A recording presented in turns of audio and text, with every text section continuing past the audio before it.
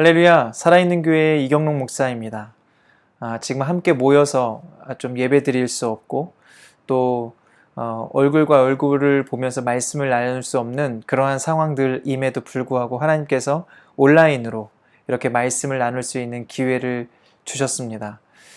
말씀 앞으로 우리를 불러 모으신 하나님께서 오늘 영상을 보는 모든 분들에게 크신 은혜와 능력으로 함께 하실 줄 믿습니다. 우리 하나님은 시간과 공간을 초월하여 일하시는 하나님이시기 때문에 그렇습니다. 하나님을 기대하며 하나님을 의지하며 하나님의 음성을 듣는 귀한 시간들 되시기를 바랍니다. 특히 지금 코로나19로 인해서 많은 어려움을 겪고 계신 분들이 많이 있습니다. 코로나로 인해서 여러 가지 경제적으로 또 육체적으로 상황적으로 많은 어려움들을 당하고 계신 분들이 계실 텐데요.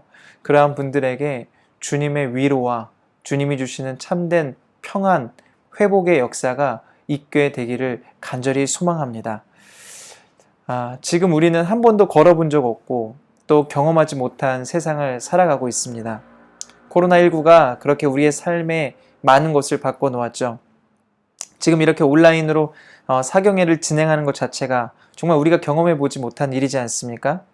학생들이 학교에 갈 수 없는 상황들이 벌어지고 있고 또 온라인으로 온라인으로 수업을 해야 되는 그러한 상황들이 벌어지고 있습니다. 특히 올해 대학교에 입학한 새내기들은요, 선후배뿐만 아니라 지금 아직까지도 동기들이 다 누군지 모르는 상황들이 벌어지고 있습니다. 교회들도 지금 온라인으로 예배를 드리고 있습니다. 이 온라인 예배가 처음 시작할 때만 해도요, 한두 주 정도면 끝날 것이다. 길어야 한 달이겠지 라고 생각을 했는데 지금 상황에 이르러 보니까요, 과연 이 코로나가 종식돼서 대면 예배를 온전히 드릴 수 있는 그러한 상황들이 올까? 라는 생각이 들 정도로 지금 현재 상황이 좋지 않은 가운데 있습니다. 온라인 예배를 처음 시작할 때 저는 개인적으로 여러 가지 걱정들이 많이 있었습니다. 이렇게 온라인으로 예배를 드려도 되는 건지, 또 성도들이 이렇게 온라인으로 예배를 드릴 때 그들의 믿음을 잃어버리면 안 되는데, 여러 가지 그런 걱정들이 많이 있었죠. 그리고 또 성도들도 여러 가지 문의들을 많이 했었습니다. 그 가운데 이제 온라인 예배를 드리고 난 이후에 여러 가지 좀 피드백들이 많이 있었는데, 온라인 예배를 드리면서 우리가 함께 예배를 드렸던, 그동안 드렸던 이 현장 예배가 얼마나 소중한지를 깨달았다라고 이야기하시는 분들이 꽤 여러 분 계셨고요. 또 앞으로 이 대면 예배가 열리게 되면 정말 열심히 하나님께 예배하겠다라는 긍정적인 피드백들이 있었습니다. 그런데 문제는 온라인 예배에 부정적인 피드백이 있다는 것이죠. 현장에서 예배를 드리지 못하는 그 위기감 때문에 성도님들이 처음 온라인 예배를 드릴 때는 아주 열심히 드렸어요. 그런데 열정을 가지고 예배를 드렸는데 온라인 예배가 점점 장기화가 되면서 성도들의 마음이 점점 느슨해지는 것을 느낀다라는 것입니다. 예배를 드리는 자세도 그렇고 태도도 그렇고 마음가짐도 그렇고 여러 가지가 해이해진다라는 것이죠. 미리미리 기도로 예배를 또 준비해야 되고 또 바른 자세와 바른 태도로 예배를 드려야 하지만 그 상황들이 이 온라인으로 예배를 드리는 상황들이 점점 길어지다 보니까 이런 상황이 점점 익숙해지면서 이제 예배 시간이 다 되어서 겨우겨우 핸드폰으로 접속하고 컴퓨터를 켜고 자다가 침상에 누워서 예배를 드리기도 하고 소파에 기대서 예배를 드리기도 하는 그러한 상황들이 벌어지게 된 거예요. 그러니까 점점 예배를 드리는 예배자에서 예배를 시청하는 예배 시청자가 되어가고 있다라고 그런 이야기들을 하는 것을 들었습니다. 그런데 이러한 것들도 문제인데요. 더 큰 문제가 있습니다. 그것은 바로 다음 세대입니다. 온라인 예배를 드렸을 때 우리의 자녀들은 이 온라인이 익숙한 세대이기 때문에 금방 적응을 했어요. 그런데 문제는 이제 대면 예배가 열려도요, 더 이상 교회에 나가지 않겠다라는 그러한 학생들이 많이 생기기 시작했습니다. 아니, 내가 예배를 안 드리겠다는 것도 아니고 이렇게 온라인으로 예배를 드리면 되지 뭐. 교회 뭐하러 가? 자녀들이 이렇게 이야기한다라는 거예요. 실제로 자녀들이 이렇게 이야기한다면 정말 할 말이 없는 부모님들이 많이 계실 겁니다. 아이들과 싸우는 것도 싫고 또 괜히 교회 다니는 걸로 마음 상하게 했다가 교회에 대한 부정적인 마음이 생길까 봐 그것도 걱정이 되고요. 여러 가지로 지금 어려운 상황을 우리가 맞이하게 되었습니다. 그렇다고 해서 우리가 손 놓고 기다리고만 있어야 할까요?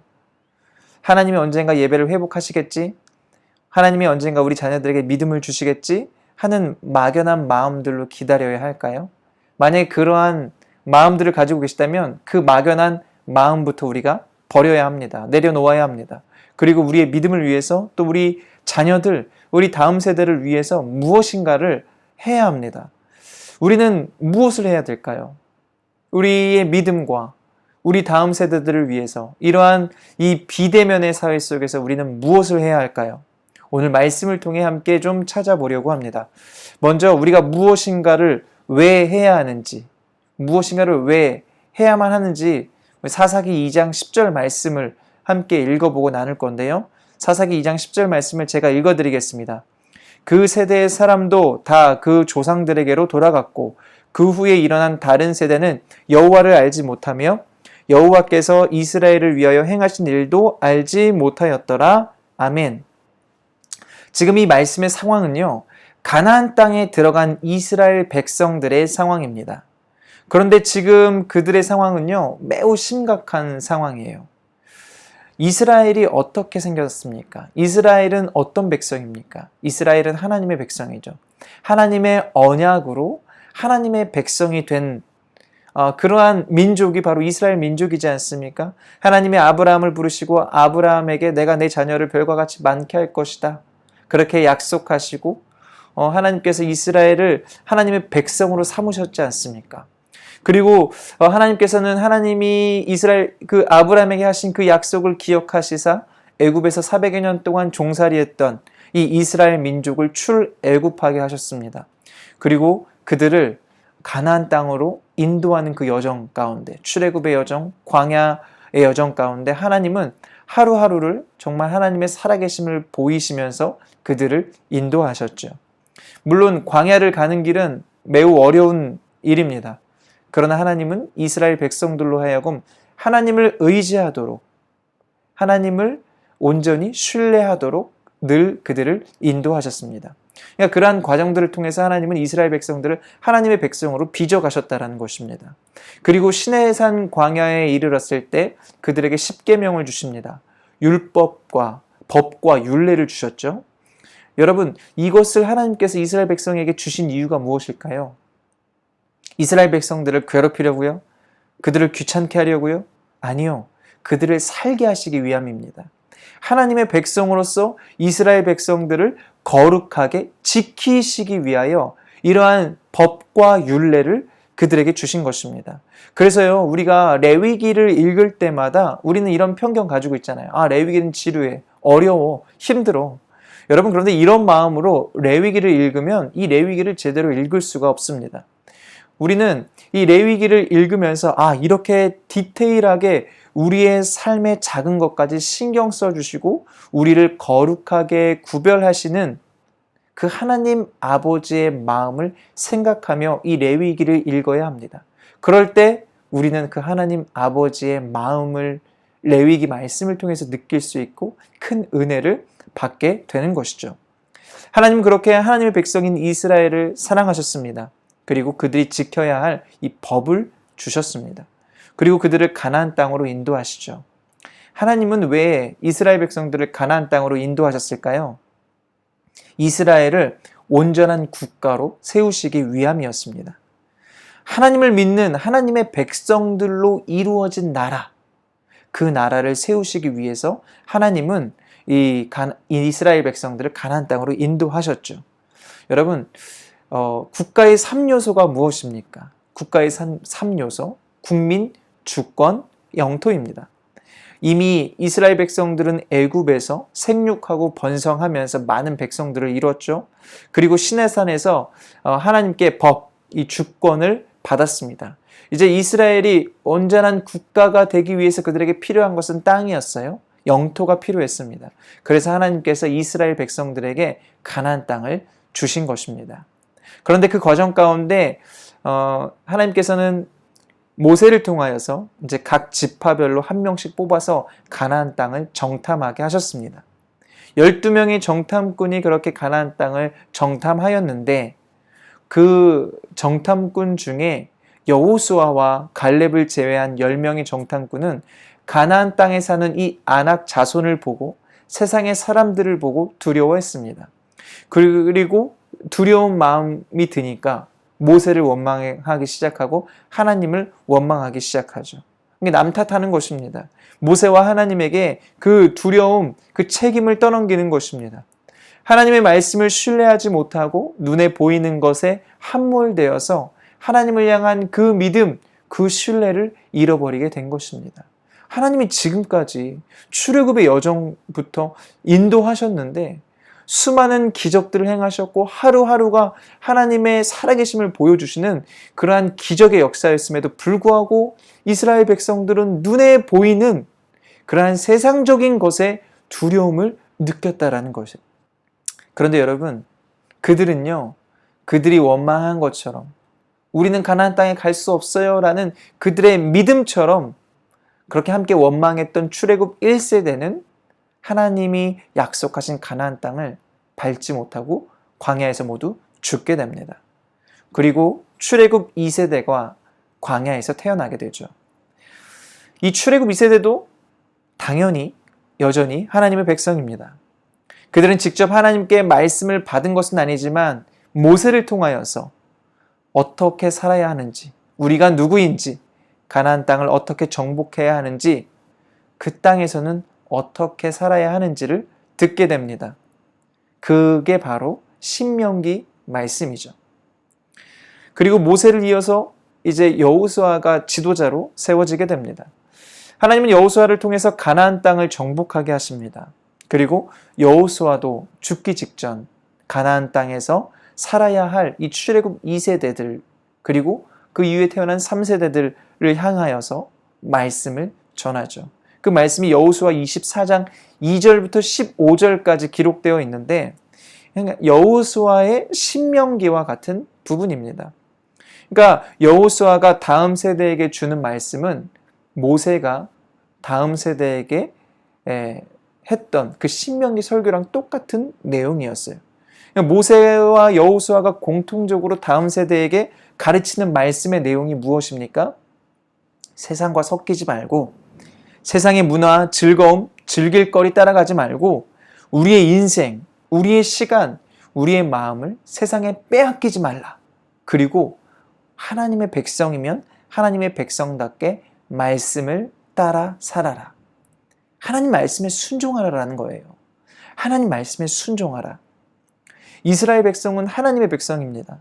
그리고 그들이 하나의 나라로 국가로 세워짐에 있어 하나님의 인도하심은 절대적이었습니다. 그리고 그들의 정체성은 하나님의 백성으로부터 우리는 하나님의 백성이야 라는 것부터 시작되는 것입니다. 그러니까 이스라엘이라는 나라는요, 하나님이 없이는 설명할 수 없고 존재할 수 없는 나라인 거죠. 그런데 그러한 이스라엘의 모습이 오늘 사사기 2장 10절의 모습으로 변하게 되었던 것입니다. 우리 사사기 2장 10절 말씀을 한 번 더 읽도록 하겠습니다. 그 세대의 사람도 다 그 조상들에게로 돌아갔고 그 후에 일어난 다른 세대는 여호와를 알지 못하며 여호와께서 이스라엘을 위하여 행하신 일도 알지 못하였더라. 아멘. 여기서요, 그 세대의 사람은요, 여호수아 시대의 사람을 이야기합니다. 여호수아와 함께했던 가나안을 정복하고 하나님께서 허락하신 그 땅을 믿음으로 취했던 이 출애굽 2세대들을 이야기하는 것입니다. 이들이 모두 죽고 이제 그들의 자녀들이 이스라엘의 주역이 된 거예요. 그런데 이 이스라엘의 주역이 된 그들은 여호와를 알지 못했다고 오늘 성경이 증언합니다. 그리고 여호와께서 이스라엘을 위하여 행하신 일도 알지 못했다. 그게 바로 오늘 성경의 기록이죠. 여러분, 이스라엘은 하나님의 백성인데 하나님을 잃어버린 거예요. 이스라엘은 하나님의 백성인데 하나님을 잃어버린 거예요. 무슨 말입니까? 이스라엘은 다시 이야기하자면 그들의 정체성을 잃어버린 거예요. 민족의 뿌리를 잃어버린 거예요.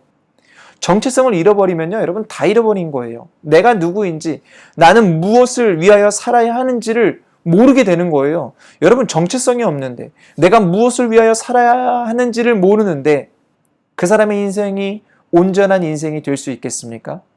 그 인생이 하나님을 높이며 말씀에 순종하는 거룩한 삶을 살 수 있겠습니까?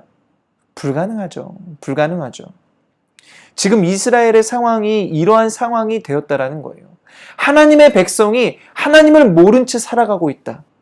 하나님이 지금까지 우리를 어떻게 인도하셨는지를 모르고 있다. 여러분, 이 상황이 얼마나 심각합니까? 그 이스라엘이라는 나라의 미래가 있습니까? 하나님을 모르면 그 나라는 미래가 없어요. 앞으로가 없다고요. 지금 이스라엘이 그러한 상황 가운데 놓였습니다. 여러분, 그렇다면 지금 이스라엘은 왜 이런 상황을 맞이하게 된 것일까요?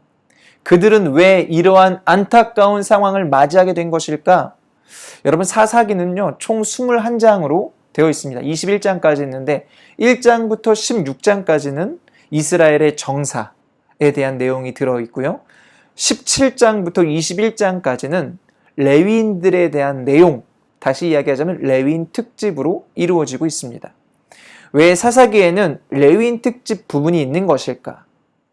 여러분, 레위인이 그만큼 중요하기 때문에 그렇습니다. 이스라엘이여 가나안 땅을 정복할 때 각 지파들은요, 자신들이 살 땅을 분배받았어요. 그런데 레위 지파는 땅을 분배받지 못했습니다. 11개의 지파는 모두 자신들의 지파들이 모여서 살 땅을 분배받았지만 이 레위 지파는 자신들의 땅을 분배받지 못하고 11개의 지파에 흩어져서 살게 됐어요. 왜 그랬을까요? 그들은 왜 11개의 지파에 흩어져서 살아야만 했을까? 레위인들은 하나님께서 그들에게 맡기신 특별한 사명이 있었기 때문에 그렇습니다. 특별한 임무가 있었어요. 그것은 바로 각 지파별로 흩어져 살면서 각 지파의 백성들에게 하나님의 말씀을 가르치라는 하나님의 사명을 부여받았기 때문에 그렇습니다. 말씀을 가르쳐라. 말씀을 가르쳐라. 너희는 농사 짓고 전쟁하고 노동하고 이러한 일들을 할 것이 아니라 너희는 오로지 다른 거 신경 쓰지 말고 사는 문제 신경 쓰지 말고 오로지 하나님의 말씀을 각 지파의 백성들에게 가르쳐라. 그것이 너희의 역할이다. 그것이 너희의 사명이다. 그게 바로 레위인들의 사명이었어요. 하나님의 말씀을 백성들에게 가르치는 일은 무엇보다 중요한 일입니다. 왜냐하면 그것이 이스라엘 민족의 정체성이기 때문에 그렇습니다. 다시 이야기하자면 그것이 이스라엘의 뿌리이고 이스라엘의 전부이기 때문에 그렇습니다. 그러나 여러분, 레위인들이 그 사명을 제대로 감당했을까요? 오늘 사사기 2장 10절 말씀을 보면 그들이 그들의 사명을 제대로 감당하지 못했다라는 것을 우리는 볼 수 있습니다. 레위인들은 자신의 사명을 온전히 감당하지 못했어요. 그렇게 그들이 하나님의 사명을 온전히 감당하지 못하자 그들의 다음 세대들은 여호와를 알지 못하게 되었고 여호와를 알지 못하는 세대들의 삶은 이러한 삶을 살게 됩니다. 사사기 2장 11절부터 15절까지의 말씀을 제가 읽어드리도록 하겠습니다. 이스라엘 자손이 여호와의 목전에 악을 행하여 바알들을 섬기며 애굽 땅에서 그들을 인도하여 내신 그들의 조상들의 하나님 여호와를 버리고 다른 신들 곧 그들의 주위에 있는 백성의 신들을 따라 그들에게 절하여 여호와를 진노하시게 하였으되 곧 그들이 여호와를 버리고 바알과 아스다롯을 섬겼으므로 여호와께서 이스라엘에게 진노하사 노력하는 자의 손에 넘겨주사 그들이 노력을 당하게 하시며 또 주위에 있는 모든 대적의 손에 팔아 넘기심에 그들이 다시는 대적을 당하지 못하였으며 그들이 어디로 가든지 여호와의 손이 그들에게 재앙을 내리시니 곧 여호와께서 말씀하신 것과 같고 여호와께서 그들에게 맹세하신 것과 같아서 그들의 괴로움이 심하였더라. 아멘. 여러분, 하나님은 이스라엘의 하나님이시고 이스라엘은 하나님의 백성입니다. 그런데 지금 말씀을 보니까 이스라엘 백성들은 하나님을 섬기지 않고 하나님을 버렸어요. 그리고 하나님은 그들을 돌이키시기 위해서 계속해서 그들 가운데 재앙을 내리고 계십니다.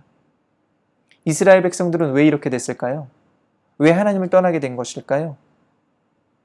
우선적으로 말씀을 제대로 배우지 않았기 때문에 그런 것이고요. 말씀을 제대로 배우지 못하니까, 말씀을 온전히 배우지 못하니까 분별력이 없어진 거예요. 무엇이 옳고 그른지를 분별할 수가 없게 된 거예요. 무엇이 거룩하고 무엇이 거룩하지 않은지를 구별할 수가 없게 된 것입니다. 이스라엘 백성들이 가나안 땅에 들어가 살면서 하나님께서는 가나안 백성들과 가나안 땅의 사람들과 섞여 살지 말라라고 말씀하셨지만 이스라엘 백성들은 그들과 점점 섞이기 시작합니다. 그들과 교제하고 교류를 합니다. 그들과 어울리면서 그들이 하는 이야기를 듣고 그들이 사는 모습을 보게 됩니다. 그들과 그렇게 어울리다 보니까 그들의 이야기를 듣게 되다 보니까 그들의 이야기가 틀리지 않은 것 같아요. 뭔가 맞는 것 같아요. 그들이 이렇게 이야기합니다. 여기 이 가나안 땅에서는 가나안 땅의 신인 바알을 섬겨야 돼. 너희는 지금 여호와를 섬기고 있지. 여호와는 너희의 신이고 광야에서 너희를 이끈 신이고 너희는 지금 가나안 땅에 있으니까 가나안의 신을 섬겨야지. 그럴 때 우리 봐봐 우리가 가나안 땅에 이 바알 섬기니까 이렇게 우리가 풍성하게 소출을 얻을 수 있고 많은 양식도 얻을 수 있어. 이렇게 이야기하는 거예요. 그러니까 뭔가 이스라엘 백성들이 그 말이 틀리지 않은 것 같아요. 그럴듯해 보여요. 맞는 것 같아요. 그들의 삶을 보니까 그들의 삶이 아주 화려하고 눈에 보이는 것들이 아주 좋아 보여요. 귀에 들리는 그 달콤한 속삭임들, 그 눈에 보이는 아주 그 보암직한 것들, 그러한 것들이 이스라엘 백성들을 미혹하였다라는 것이죠. 그것을 사사기 2장 11절에서 무엇이라고 말하고 있습니까? 여호와께서 보시기에 악한 일. 여러분, 여호와께서 보시기에 악한 일이 무엇입니까? 죄입니다. 죄. 하나님의 백성이 죄악 가운데 거하면요, 하나님의 백성이라고 굳이 부를 필요가 없습니다. 하나님의 백성이나 이방인이나 크게 다를 것이 없기 때문에 그렇습니다. 하나님이 그들을 통해, 하나님은 이 이스라엘이라는 하나님의 백성을 통하여서 하나님의 뜻을 이루시길 원하셨고, 하나님이 이스라엘의 왕뿐만 아니라 온 세계 온 열방의 왕이심을 드러내기를 원하셨지만, 이스라엘 백성들이 세상과 섞이고 가나안 땅의 백성들과 섞이게 되고 하나님을 버리고 우상을 섬기게 되자 그러한 일들을 행할 수 없게 된 것입니다. 여러분, 이스라엘 백성들이 왜 이렇게 된 것입니까? 왜 이렇게 되었습니까? 사사기의 17장부터 21장까지는 제가 레위인 특집이라고 말씀을 드렸어요. 이 17장부터 21장까지 말씀을 읽어보면요, 각 장마다 반복되어지는, 그러니까 각 장마다 반복되어지는 부분들이 있습니다. 그 말씀을 제가 한번 읽어드리도록 하겠습니다. 여러분 눈으로 한번 보십시오. 어떤 공통점이 있는지를 한번 보십시오. 사사기 17장 6절입니다. 그때에는 이스라엘의 왕이 없었으므로 사람마다 자기 소견에 옳은 대로 행하였더라. 18장 1절입니다. 그때 이스라엘의 왕이 없었고 단 지파는 그때 거주할 기업의 땅을 구하는 중이었으니 이는 그들이 이스라엘 지파 중에서 그때까지 기업을 분배받지 못하였음이라. 19장 1절입니다. 이스라엘의 왕이 없을 그때에 에브라임 산지 구석에 거류하는 어떤 레위 사람이 유다 베들레헴에서 첩을 맞이하였더니 21장 25절입니다. 그때 이스라엘의 왕이 없으므로 사람이 각기 자기 소견에 옳은 대로 행하였더라. 아멘. 여러분, 제가 지금 4개의 구절을 읽어드렸는데요. 이 4개의 구절에서 공통적으로 이야기하고 있는 내용이 무엇입니까? 그것은 바로 그 당시 이스라엘에는 왕이 없었다입니다. 이스라엘에는 왕이 없었다. 여러분, 이스라엘에는요, 왕이 계시고요. 처음부터 하나님이셨습니다. 처음부터 하나님이셨어요. 처음부터 이스라엘의 왕은 하나님이셨습니다. 왕이 없었던 게 아니고요. 하나님이 안 계신 것이 아니라 이스라엘 백성들이 하나님을 왕으로 생각하지 않게 된 것입니다. 여러분, 하나님이 없는 이스라엘의 모습은 어떠할까요?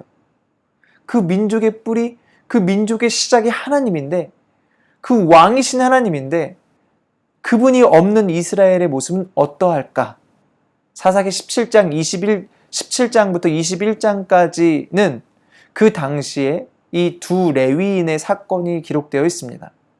한 레위인은 하나님과 우상을 함께 섬길 뿐만 아니라 물질을 쫓고 세속을 쫓는 레위인이었습니다. 또 한 레위인은 그로 인해서 이스라엘이 함께 하나 되고 함께 하나님께로 나아가는 것이 아니라 서로 분열하여 싸우는 일이 일어나는데 빌미를 제공하는 역할을 합니다. 다시 말해 이 17장부터 21장까지 제가 레위인 특집이라고 말씀드렸던 부분들은 레위인의 타락의 모습이 그려져 있는 것입니다. 말씀을 가르치고 교육하라고, 그래서 하나님이 특별히 각 지파별로 흩어지게 하시고 특별한 사명을 부여받은 이 이스라엘 백성들의 이 레위인들은요, 그들이 먼저 이렇게 타락하고 부패했다라는 거예요. 거룩하고 순결하고 정직하고 모범을 보여야 할 레위인들이 오히려 이렇게 타락했다.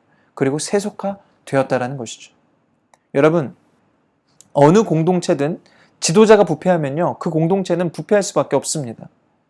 여러분, 교회도 마찬가지예요. 목회자가 타락하면 그 교회는 주님 앞에 온전히 설 수가 없습니다. 이 땅의 교회들이요, 주님 앞에 바로 서지 못하면 이 나라의 이 민족이 주님께 바로 설 수가 없어요. 이 땅이 회복될 수가 없어요. 왜냐하면 교회가 이 땅 가운데 어둠을 몰아내고 밝은 빛을 비추는 역할을 하는 곳이 교회이기 때문에 그렇습니다. 여러분, 그러므로 교회가 바로 서야 합니다. 그럴 때 이 나라 이 민족이 하나님 앞에 바로 설 수 있고 이 나라 이 민족이 주님의 은혜로 다시 회복되어질 수 있게 되는 것입니다. 여러분, 마찬가지로 가정의 지도자인 부모의 신앙이 바로 서지 않으면 자녀들의 신앙도 절대 바로 설 수 없습니다. 교회에만 맡겨놓는다고 애들의 신앙이 자라겠습니까? 여러분, 자녀들이 무엇을 보고 자랄까요? 부모들의 삶을 보고 자라는 거예요. 부모들의 신앙을 보고 자라는 것입니다. 사사기 2장 10절에 기록된 여호와를 모르는 세대, 여호와께서 행하신 일들을 모른다. 왜 그럴까요? 부모님이 가르치지 않았기 때문에 그렇습니다. 부모님이 평소의 삶 속에서 이야기하지 않았기 때문에 그래요. 그리고 그들의 부모의 세대가 하나님 앞에서 불순종했기 때문에 그렇습니다. 거룩하지 못한 삶을 살았기 때문에 그렇습니다. 여러분, 자녀 교육의 실패는 곧 부모 신앙이 무너졌음을 이야기하는 것입니다. 부모는 신앙이 좋은데 자녀가 신앙이 안 좋다? 이런 일은 있을 수가 없습니다. 자녀는 부모 신앙의 열매인 거예요. 신앙은 여러분 종교 생활이 아니에요. 나의 취미 생활이 아닙니다. 내 삶의 전부가 달린 것입니다. 내 삶이 하나님 앞에서 얼마나 하나님을 의지하며 사는가, 그게 바로 신앙생활이에요. 지금 한국교회 다음 세대의 복음화율이 3% 미만입니다. 그러니까 100명 중에 3명이 안 된다는 것이거든요. 그러니까 얼마나 심각한 상황입니까? 우리는 이것을 남의 일이라고 생각하고 그냥 쉽게 떠넘기면 안 돼요. 저희 교회에 이 군대에서 휴가 나온 한 청년이 있었는데 그 청년과 함께 밥을 먹으면서 이야기를 하다가 군대 상황에 대해서 좀 듣게 되었습니다. 지금 코로나19 때문에 휴가를 나올 수가 없거든요. 그러다 보니까 군인들이요, 휴가가 점점 쌓이게 된 거예요. 휴가를 못 나가고 그 안에만 있으니까. 그러니까 휴가가 많이 쌓인 군인들은 30일 쌓인 군인들도 있고 40일, 많게는 50일까지 쌓인 군인들이 있대요. 그런데 그 군인들이 한 번에 이 휴가를 쓰게 되면 그 사람의 자리에 공백이 길다 보니까 이게 이제 부대가 돌아가는데 영향을 미치지 않습니까? 그래서 이 포상 휴가를 많이 줬는데 포상 휴가를 없애기 시작했답니다. 그런데 그 중에 가장 먼저 없앤 포상 휴가가 종교 행사를 몇 번 이상 가면 휴가를 주는 것이었는데 그것을 없앴대요. 종교 행사, 교회를 가거나 절에 가거나 천주교회 가거나 성당에 가거나 그렇게 하면 몇 번을 갔다 오면 이제 포상휴가를 주는 그러한 제도가 있었는데 그러한 것들을 없앴다라는 거예요. 여러분, 그랬더니 어떤 일이 일어난 줄 아십니까? 아무도 교회를 가지 않는다라는 거예요. 그래서 그 청년이요, 교회 가자고, 왜 교회 안 가냐고 했더니 갈 생각도 하지 않고 오히려 반문했대요. 아니, 휴가도 안 주는데 왜 교회를 가? 이렇게 이야기했다라는 거예요. 여러분, 그런데요, 이게 지금 우리 시대의 20대 초반, 우리 다음 세대의 현실이에요. 이게 다 우리가 뿌려놓은 씨앗인 것입니다. 우리가 제대로 신앙생활 하지 않았기 때문에, 우리 부모들이, 우리 부모 세대가 주님 앞에서 복음의 능력으로 살지 못했기 때문에, 복음의 능력이 얼마나 위대한지를 그들 가운데 보여주지 못했기 때문에 그런 것입니다. 여러분, 그래서요, 우리는 우리의 신앙을 위해서, 우리의 다음 세대를 위해서는 무엇인가를 해야만 합니다. 손 놓고 막연하게 기다려서는 안 돼요. 우리는 우리의 믿음과 자녀들의 믿음을 위해서 무엇인가를 해야 돼요. 그 무엇이 무엇입니까? 무엇을 해야 될까요? 뭘 해야 될까? 두 가지를 나눠보려고 합니다. 첫 번째는 거룩을 회복해야 합니다. 우리 함께 따라해 볼까요? 거룩을 회복해야 합니다. 여러분, 거룩이 무엇입니까? 거룩. 거룩은 하나님의 말씀대로 사는 것입니다. 사사기 21장 25절의 말씀처럼 내 소견에 오른 대로 내가 생각했을 때 정직하게 사는 것이 거룩이 아니에요. 아, 이게 거룩이겠지? 그래서 내가 원하는 대로 선택하고 사는 것이 거룩이 아닙니다. 내 삶의 기준이 아니라 하나님의 말씀이 내 삶의 기준이 될 때 우리는 거룩한 삶을 살 수 있게 되는 거예요. 여러분은 어떤 기준으로 삶을 살고 계십니까? 여러분은 어떤 기준으로 사람들을 만나고 계시고, 여러분은 어떤 기준으로 선택을 하시고, 여러분은 어떤 기준으로 사업을 하시고, 여러분은 어떤 기준으로 자녀들을 교육하시고, 여러분은 어떤 기준으로 부부끼리 대화를 하고 관계를 하고 또 사람들과 어떠한 기준으로 만나고 계십니까? 여러분, 어떤 기준으로 살고 계십니까? 내 이성과 경험을 따라서 내 소견에 오른 대로 사십니까? 아니면 하나님의 말씀을 기준으로 따르고 사십니까? 우리는 하나님의 말씀대로 살아야만 합니다. 우리는 하나님의 말씀대로 살아야만 해요. 왜냐하면 하나님의 말씀대로 살지 않는 자들은 하나님의 백성이 아니라 이방인이기 때문에 그렇습니다. 하나님의 백성은 하나님의 말씀대로 살아야 합니다. 하나님의 백성은 하나님 말씀에 순종해야 합니다. 그래야 우리는 거룩한 삶을 살 수 있습니다. 여러분, 거룩이 무엇입니까? 거룩이야말로 우리가 세상과 구별될 수 있는 유일한 모습이에요. 우리가 세상과 구별될 수 있는 모습이요, 뭐 돈이 좀 많다고, 뭐 지식이 많다고, 이런 걸로 구별될 수가 없어요. 좋은 차를 타고 좋은 집에 산다고 이런 걸로 구별되는 게 아니에요. 자녀가 좀 잘 된다고 그게 아니에요. 우리가 세상과 구별될 수 있는 유일한 모습, 유일한 방법은 오직 거룩입니다. 우리가 하나님 말씀에 거하는 것, 하나님의 말씀으로 살아가는 것, 하나님의 말씀이 우리의 삶의 기준이 될 때 우리는 세상과 구별된 믿음의 삶을 살게 되는 것입니다. 거룩은 하나님의 말씀에 순종하는 것이죠. 이것을 다시 말하자면 하나님이 나의 주인이시고 나의 왕이심을 나의 삶을 통해 고백하는 거예요. 그게 바로 거룩한 삶이에요. 그게 하나님 말씀대로 살아가는 거예요. 지금 한국의 다음 세대의 복음화율이 몇 프로라고요? 3% 미만이라고요. 그런데 그 모습은요, 결국 우리 어른 세대의 신앙의 열매이고 모습인 거예요. 한국교회의 현 주소인 것입니다. 우리가 삶을 살면서 무엇이 진리인지, 무엇이 거룩인지, 무엇이 하나님 말씀에 순종하는 것인지를 다음 세대에게 보여준 적이 없어요. 말은 하나님 사랑합니다, 하나님 경외합니다라고 하지만 실제로 우리의 삶은 크리스천인지 아닌지 구별조차 되지 않아요. 예배 드릴 때는 아주 거룩하게 예배하지만 삶 속에서는 거룩이 없어요. 실종됐어요. 화내고 짜증내고 미워하고 시기하고 질투하고 불의한 일을 아무런 양심의 가책 없이 행하고, 우리 그리스도인들이요, 그러한 삶을 살았기 때문에 우리 다음 세대가 교회를 떠나고 하나님께 예배하지 않는 거예요. 여러분, 제가 말씀드렸습니다. 우리 그리스도인들이 세상과 구별될 수 있는 유일한 비결이 뭐라고 말씀드렸죠? 거룩이에요. 거룩은 교회에서 예배 드릴 때뿐만 아니라 교회에서 하나님 감사합니다, 하나님 뭐 사랑합니다 이런다고 거룩한 것이 아니라요, 이 거룩은요 예배 드릴 때에만 보여지는 것이 아니라 우리의 삶에서 보여져야 돼요. 예배당을 나가는 그 순간부터 우리의 삶을 통하여서 보여져야만 해요. 집에서, 직장에서, 나의 삶의 모든 영역 가운데 거룩이 보여져야 한다는 것입니다. 그것으로 우리가 세상과 구별되는 거예요. 여러분, 우리가 교회에서 아무리 거룩하게 예배한들 사람들이, 세상 사람들이 봅니까? 아니요. 우리의 삶을 통해서 우리의 삶이 거룩한 삶을 살아갈 때 사람들이 그 모습을 보는 거예요. 그리고 이 사람이 믿는 자들이구나, 그리스도인이구나 라는 것들을 보게 되는 것이죠. 우리가 그렇게 교회에서만 거룩한 삶을 살 것이 아니라 우리의 삶을 통하여서 거룩한 삶을 살아야만 합니다. 여러분, 그 모습이 바로 로마서 12장 1절의 말씀이지 않겠습니까? 로마서 12장 1절 말씀 제가 읽어드리겠습니다. 그러므로 형제들아, 내가 하나님의 모든 자비하심으로 너희를 권하노니 너희 몸을 하나님이 기뻐하시는 거룩한 산 제물로 드리라. 이는 너희가 드릴 영적 예배니라. 아멘.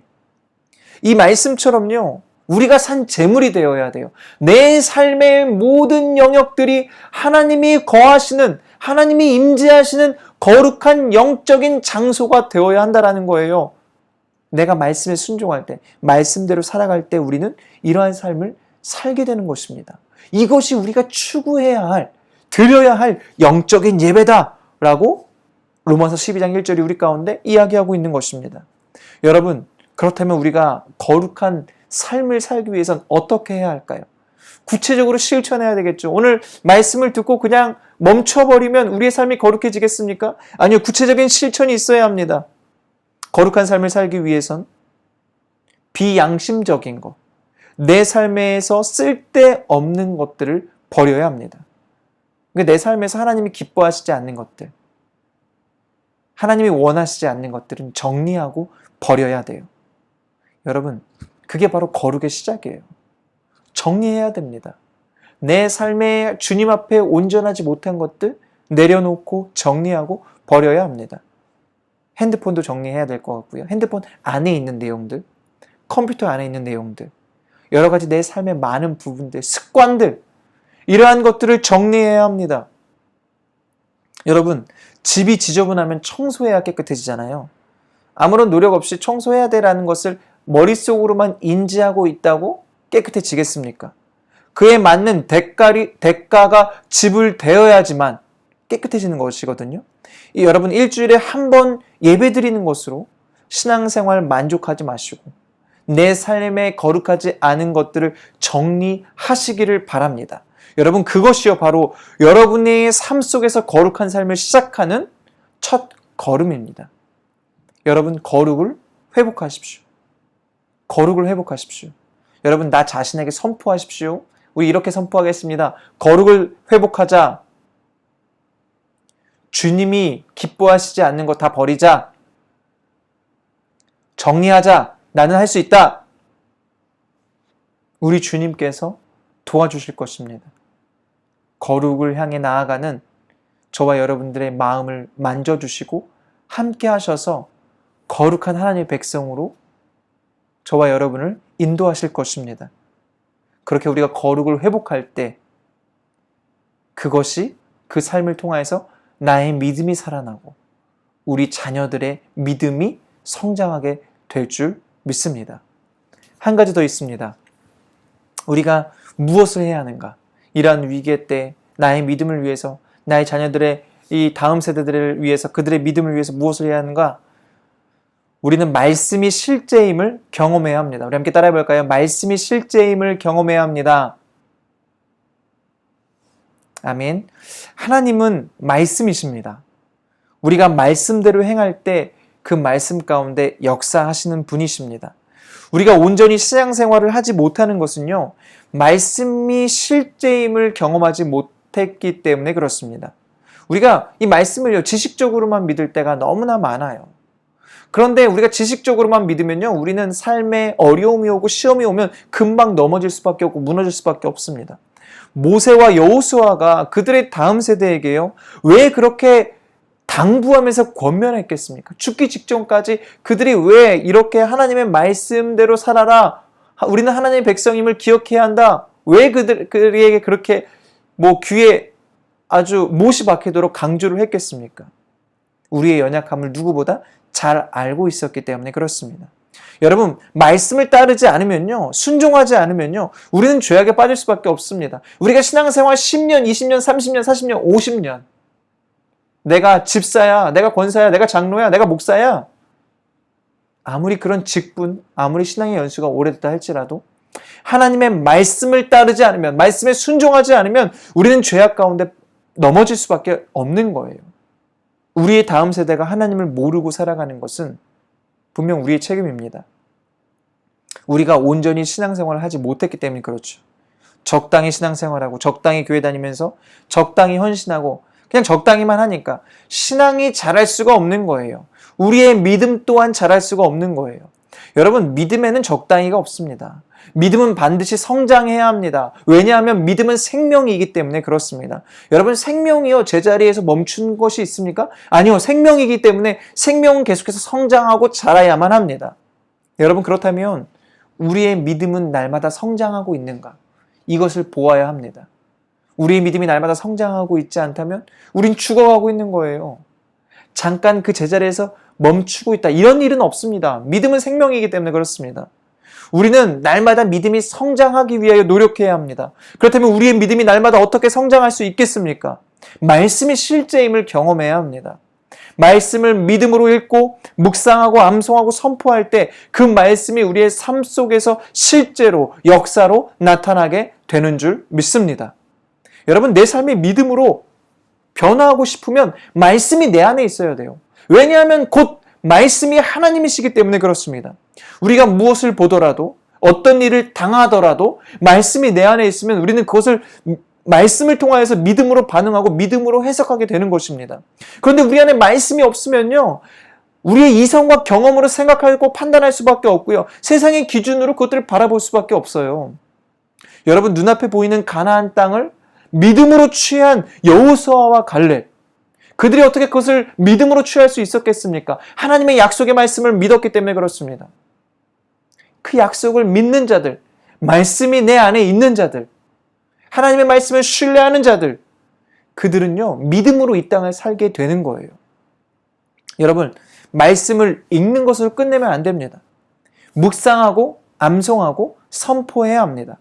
그 말씀이 내 안에 머물러 있어야 돼요. 그러기 위해서는요, 우리가 말씀을 위한 우리의 노력이 필요해요. 우리의 노력이요. 여러분, 마음을 들여야 하고요, 말씀을 사모해야 합니다. 말씀을 사모해야 돼요. 여러분, 말씀 사모하십니까? 말씀을 정말로 사모하십니까? 사랑하십니까? 여러분, 사람은요, 좋아하는 거나 사랑하는 게 있으면 반드시 그것을 위해서 시간과 물질을 투자합니다. 내가 좋아하거나 관심 있거나 사랑하는 것이 생기면 사람은 그것을 위해 반드시 물질과 시간을 투자해요. 그게 사랑하고 좋아하는 것의 표시거든요. 말씀을 사모하면요, 우리는 말씀을 위하여 시간을 낼 수밖에 없습니다. 그리고 말씀을 묵상하고 더 말씀 앞에 나아가 말씀을 읊조리고 말씀을 마음에 새길 것입니다. 선포할 것입니다. 여러분, 말씀이 곧 하나님이신데 그 말씀을 내가 암송한다는 것은요, 하나님과 더 깊이 교제한다라는 거예요. 그리고 그 말씀을 내 안에 집어넣고 하나님과 늘 함께 한다라는 거예요. 여러분, 말씀을 암송하면요, 우리의 영이 살아납니다. 왜요?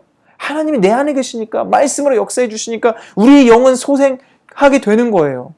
그리고 그 말씀으로 말미암아 우리의 생각이 변화하는 거예요. 세상을 바라보는 시각이 바뀌는 거예요. 세상 사람들과 관계하는 모든 그 기준이 바뀌는 거예요.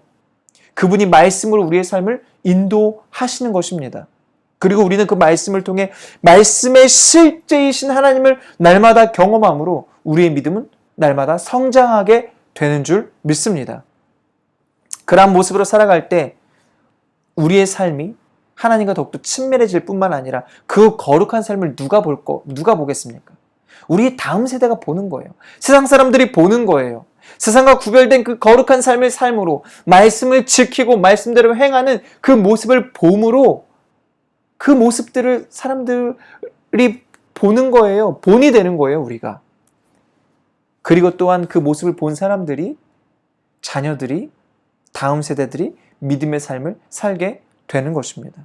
여러분, 말씀이 실제임을 경험하여 믿음의 성장을 날마다 이루는 저와 여러분들이 되시기를 바랍니다. 그 모습이 우리 자녀들에게 본이 되도록 말입니다. 지금 코로나19의 사태를 보면서 여러분, 이것이 누구의 책임이라고 생각하십니까? 정부의 책임입니까? 아니면 광화문에 갔던 사람들 책임입니까? 아니면 세상 말 따라 교회의 책임입니까? 여러분, 사실 생각해보면 코로나19에 걸리고 싶은 사람이 누가 있겠습니까? 걸린 사람도 누군가에 의해 전염된 것 뿐입니다. 내가 잘한다고 해서 안 걸리는 것도 아니고요. 조심한다고 해서 안 걸리는 것도 아닙니다. 결국 이것은요, 어느 누구의 책임이 아닌 우리 모두의 책임이고 우리 모두의 잘못인 것입니다. 그러면 이러한 위기의 때 어떻게 해야 될까요? 어떻게 해야 될까요? 이러한 위기의 때가 되면 오히려 우리가 이러한 위기의 때가 바로 교회가 더욱더 교회다워질 수 있는 때이고 성도가 성도다워질 수 있는 좋은 기회임을 저와 여러분이 기억해야 할 줄 믿습니다. 물론 위기입니다. 어렵습니다. 힘듭니다. 그러나 우리는 이러한 위기의 때 더욱더 하나님께 나아가게 됩니다. 그리고 하나님을 붙잡고 하나님을 의지하게 됩니다. 그리고 난 이후에 하나님의 역사를 경험하게 되죠.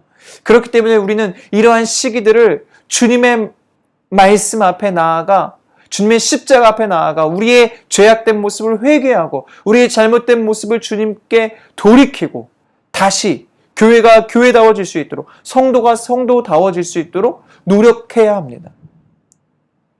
이 일을 위해서 교회는 거룩을 다시 회복해야 하는 줄 믿습니다. 그리고 말씀의 실제임을 경험해야 합니다. 여러분, 그럴 때 이 땅의 교회가 회복될 거예요. 거룩을 회복할 때, 말씀의 실제임을 경험할 때, 말씀으로 그렇게 다시 돌아갈 때 이 땅의 교회는 다시 회복될 거예요. 그리고 다시금 세상에서 빛과 소금의 역할을 감당할 날이 오게 될 줄 믿습니다. 그리고 우리가 그러한 믿음의 삶을 회복할 때 우리의 다음 세대가 주님을 위하여 삶을 드리고 인생을 드려 주님 오실 길을 준비하는 귀한 믿음의 세대가 될 것입니다. 여러분, 다음 세대 교육 어떻게 하시겠습니까? 거룩함을 회복하시고 말씀의 능력을, 말씀이 실제이심을 경험하여서 우리의 삶이 먼저 주님께로 돌아가 주님을 기쁘시게 하는 믿음의 삶을 살게 될 때 우리 자녀들의 믿음도 회복하게 될 줄 믿습니다. 아멘. 우리 함께 그러한 삶을 살게 되는 우리 서초지방 모든 성도님들 되시기를 예수 그리스도의 이름으로 간절히 축복합니다. 아멘. 함께 기도하도록 하겠습니다. 하나님, 감사합니다. 너무나 어렵고 힘든 이 때에 또 온라인으로 함께 말씀을 나눌 수 있도록 인도하시니 감사합니다. 특별히 오늘 우리 가운데 주신 말씀들 기억하며 하나님, 이 어렵고 힘든 때 우리가 원망하고 불평하는 것이 아니라 정말 교회가 교회다워질 수 있도록 이 위기의 때를 잘 우리가 위기를 기회로 만들어서 성도가 성도다워지는 그런 놀라운 시간들이 되기를 원합니다. 교회가 세상으로부터 비판받고 조롱받고 있는 이때에 하나님께서 성도들을 만지시고 교회들을 만지셔서 우리가 다시 거룩을 회복하게 하여 주시고 우리가 다시 말씀으로 돌아가 말씀의 실제임을 경험하여서 정말 세상에 다시금 빛과 소금의 역할을 온전히 감당해낼 수 있는 믿음의 교회들이 될 수 있도록 주께서 축복하여 주시옵소서. 특별히 우리 다음 세대를 기억하여 주십시오. 우리의 믿음이, 우리의 신앙이 그동안 얼마나 나태하고 정말 교만했는지를 우리 다음 세대들을 통해 보게 됩니다. 하나님, 우리가 온전히 말씀을 사랑하지 못하였고 말씀을 그들에게 가르치지 못하였음을 용서하여 주시고 이제 우리가 다시금 우리의 삶을 돌이켜 주님의 말씀 앞으로 우리의 거룩을 회복함으로 말미암아 우리의 다음 세대들에게 본이 되고 그들을 또 주님께로 온전히 인도해낼 수 있는 믿음의 성도들, 믿음의 백성들이 될 수 있도록 인도하여 주십시오. 특별히 우리 다음 세대들이 정말 주님 오실 길을 준비하는 믿음의 세대들이 되게 하여 주시고 정말 생명 바쳐 정말 주님을 위하여 삶을 드리기로 결정하는 믿음의 세대들이 일어날 수 있도록 우리 서초지방의 모든 교회들 가운데 축복하시고 역사해 주시옵소서. 감사합니다. 어렵고 힘든 시기에 온라인으로 말씀을 나누게 하신 주님 감사합니다. 오늘 주신 말씀들이 우리의 삶의 실제가 되도록 역사하여 주시옵소서. 감사드리오며 모든 말씀 거룩하신 예수 그리스도 이름으로 기도합니다. 아멘. 아멘. 감사합니다. 믿음으로 승리하는 귀한 우리 모든 지방 성도님들 되시기를 바랍니다.